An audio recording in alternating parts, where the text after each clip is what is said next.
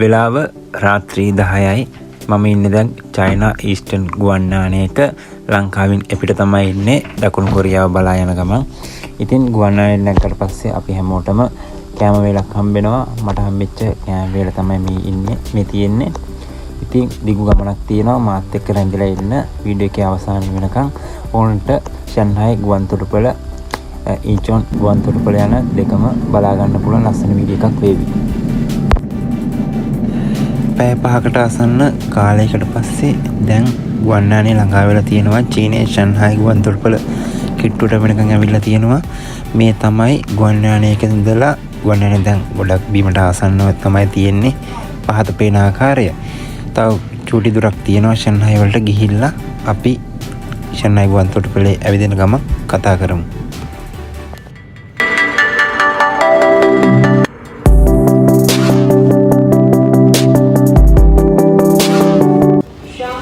මම දැන් ඉන්නේ චීනේ ෂන්හායි එයාපෝට් එකේ. මම ලංකාවේ ඉඳලා ඇවිල්ලා චයිනා වලින් තමයි මේ ෂන්හායි එයාපෝට් එකෙන් බැස්සා. මොකද මගේ ඊළඟ ෆ්ලයිට් එක තියෙන්නේ චයිනා ටයිම් එකෙන් උදේ 11:50. මම මෙහෙ ටයිම් එකෙන් පාන්දර 5:00ට බැස්සේ.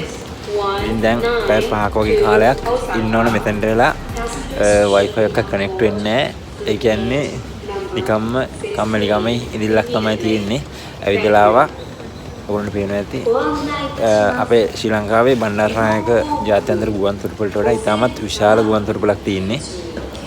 මේකේ අපි ෆ්ලයිට් එකකින් බැහැලා මේ තියෙන ෆ්ලයිට් එකේ මගේ ගේට් නම්බර් 16 එකට එන්න ඕනේ ට්‍රේන් එකේ. ෆ්ලයිට් එකෙන් බැහැලා අපි ඉමිග්‍රේෂන් චෙක් කරලා ෆ්ලයිට් එකේ තමයි එන්න තියෙන්නේ. ට්‍රේන් එකේ තමයි එන්න තියෙන්නේ. ඇවිල්ලා ඉතින් ඉන්නවා ඊළඟ ෆ්ලයිට් එක යනකම්. මම පෙන්නන්නම් තව ඔයගොල්ලන්ට එයාපෝට් එක ඉස්සරහට ඇවිදලා තව ටිකකින්. මොකද මම ඇවිල්ලා තාම පැයක් වගේ වෙන්න තව ටිකක් හරියටම අවුව පායලා නැහැ එළියමදි. ඊට ගිහිල්ලා හරියටම පෙන්නන්න. මම ෂන්හායි එයාපෝට් එකේ Wi-Fi router එක ගාවට Wi-Fi කනෙක්ට් කරගන්න.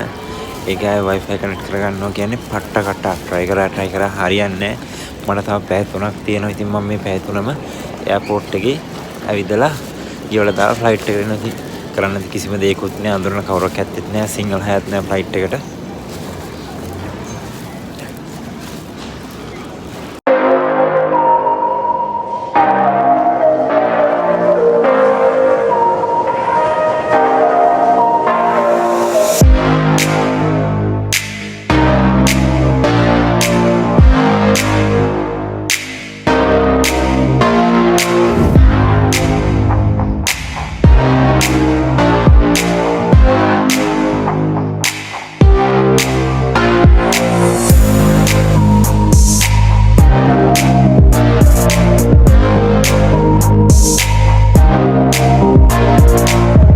එයාපෝට්ස් එක බලද්දී මට මේ එයාපෝට් එකේ දැනෙන විශේෂත්වයක් තමයි අපේ එයාපෝට් එන කාර්යබහුලයි.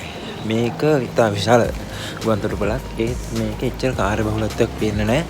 සාමාන්‍ය විදිහට මිනිස්සුන්වත් ගොඩක් විනීතව හැසිරෙනවා. කිසි කලබලයක් නැතුව පාඩුවේ වැඩ ටික සිද්ධ වෙනවා.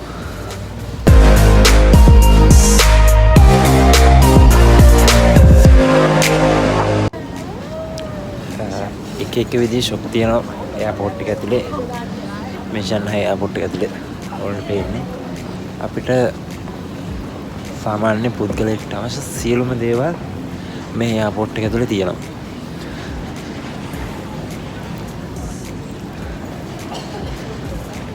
මං ඉන්න විරුද්ධ දෙසින් තමයි ගුවන් යාන පැමිණීමේ පරයන්තය තියෙන්නේ.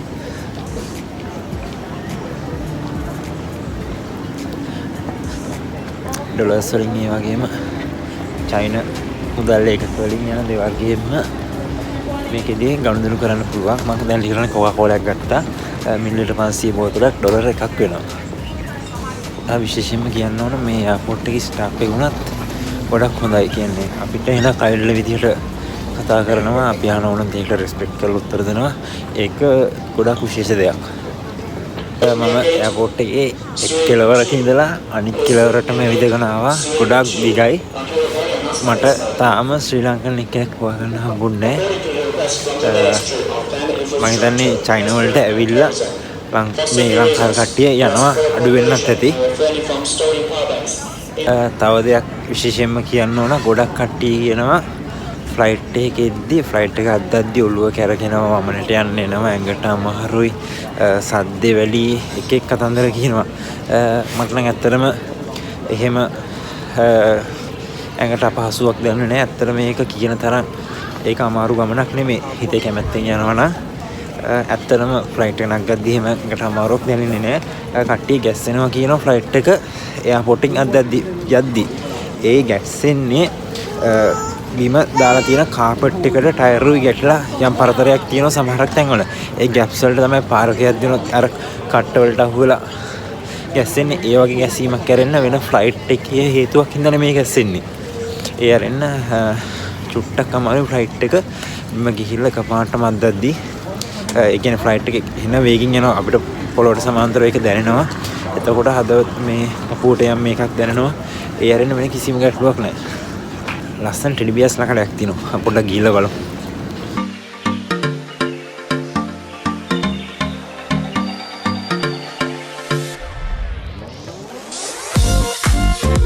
ෂොප් එකට ආවට ඩොලර්ස් වලින් පේ කරන්න බෑ කියන ඒගොල්ලෝ.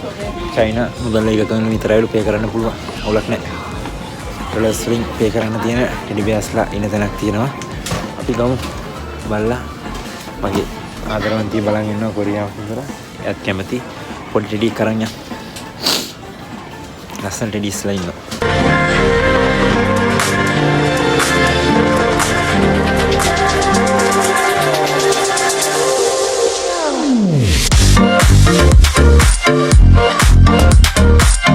ලස්සන පොඩි ටෙඩි එකක් ගත්තා.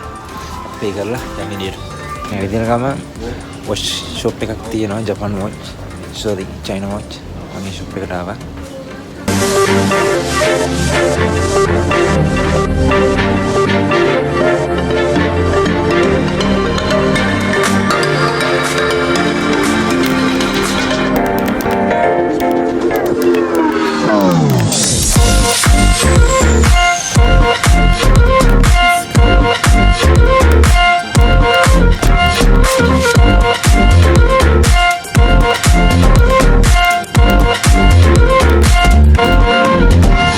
නම් හිතා ගන්න බැරි ගණන් තියෙන්නේ. ඩොලර්ස් ගොඩක්ම මේ වොච් තියෙන ඩොලර්ස් 500ට උඩ. ඒගොල්ලෝ ඩිස්කවුන්ට් දාලා දෙනවා. ඒක වොච් එක මම බැලුවා ඩොලර්ස් 900 ගණන්. ඒ වොච් එක ඩිස්කවුන්ට් දැම්මට පස්සේ ඩොලර් 796ට දෙන්නම් කිව්වා. ඒකෙන් ගත්තොත් වොච් එහෙම ඉතා ගොඩක් ගණන්. එනම් පැන්ඩෝ ඉන්න කඩයක් තියෙනවා. චීන ජාතික සත්වයනේ. අපි බලමු මේකෙන් කතා කරලා පැන්ඩ එකේ ගණන්. මේ පොඩි පැන්ඩ ඉන්න මේගොල්ලෝ ඒක ඩොලර් 10ක් කියනවා. 没事，你那个牛肉酱，我吃那个。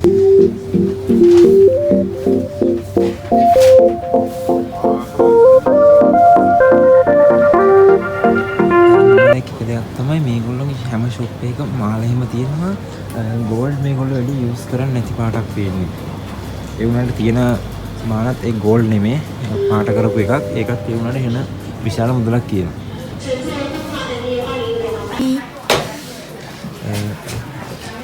Shanghai airport එක මතක් වෙන පොඩි දෙයක් ගන්න. බලමු මේ ප්‍රයිස් එක කොහොම කීයද කියලා මේ.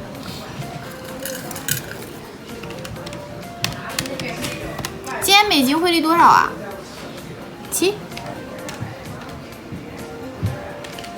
maybe 146 dollar. සිල්වර් මාලයක් ඒක කියන ඒගොල්ලෝ ඩොලර් 146ක්. ඔයගොල්ලෝ වැඩි කරලා බලන 300න් මොන වගේ ප්‍රයිස් එකක් දෙන්නේ කියලා. ඇත්ත මාර ගාණක් තියෙන්නේ. එන ආකර්ශනීය මේගොල්ලෝ කතා බහ කරලා කට්ටිය පිළිගන්න විදිහ ගොඩක් ආකර්ශනීය. ඉතින් මම Shanghai airport එකේ වටයක් ගහලා ආවා. තව පැයක් වගේ කාලයක් තියෙනවා මගේ ෆ්ලයිට් එකට. ඉතින් මම රෙඩි වෙන ඊළඟ ෆ්ලයිට් එකට. අපි කොරියාවට ගිහලා ලස්සන වීඩියෝ ටිකක් ගමු. මම දැන් ඉන්නේ ෆ්ලයිට් එකට අතුල් වෙන තැන. තව පොඩි දුරකින් ෆ්ලයිට් එකට අතුලත් වෙනවා. චයිනා ඊස්ටර්න් ඉන්චොන් එහෙම නැත්නම් සෝල් බලයන් ට්‍රේන් ෆ්ලයිට් එක.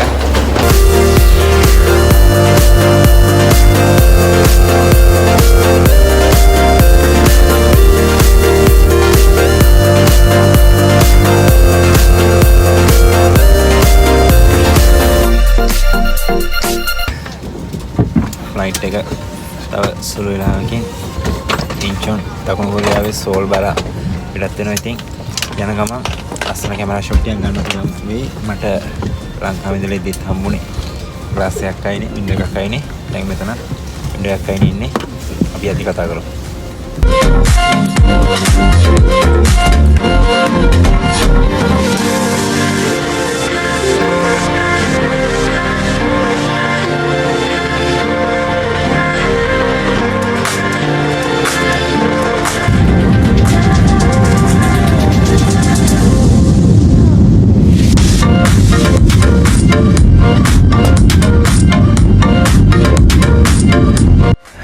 මේ මොහොතේ තමයි ගුවන් යානය ගුවන්ගත වෙන වෙලාව.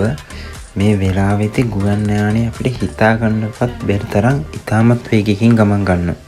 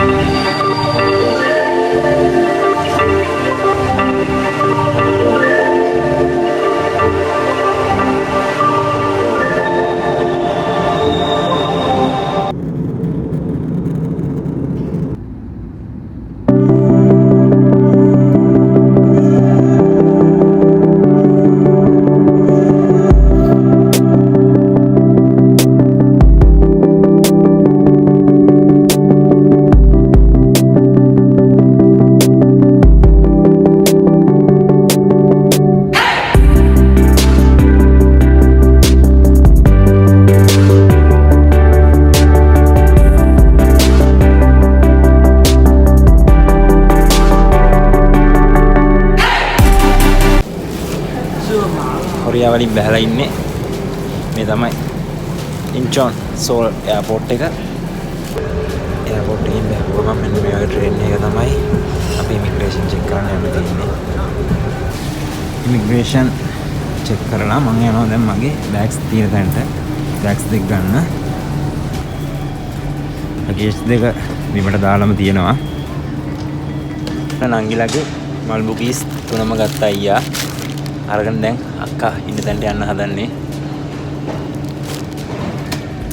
මගේ ප්‍රින්සස් ඉන්නවා. මම එනකම් බලාගෙන යන්න ලස්සන මල්බුකීස් දෙකක් අතට දැන් මම එයාපෝට් එකෙන් එළියට යන්න හදන්නේ. ඉතින් මෙච්චර කාලයකට ලංකාවේ ගම්සරි විදිහට කරපු ඒ කන්සෙප්ට් එකට ටික කාලයකට නිවාඩුවක් දෙනවා. ඉතින් එහෙනම් ගම්සරි නතර ටුටු ප්‍රොඩක්ෂන් තියෙනවා. රැඳිලා ඉන්න ටුටු ප්‍රොඩක්ෂන් එක දිගටම තියෙනවා. කොරියාවේ ලස්සන බලන්න ඔයගොල්ලන්ට පුළුවන් රැඳිලා ඉන්න. එහෙනම් හැමෝටම ජය වේවා. පරිස්සමින් ඉන්න. good luck.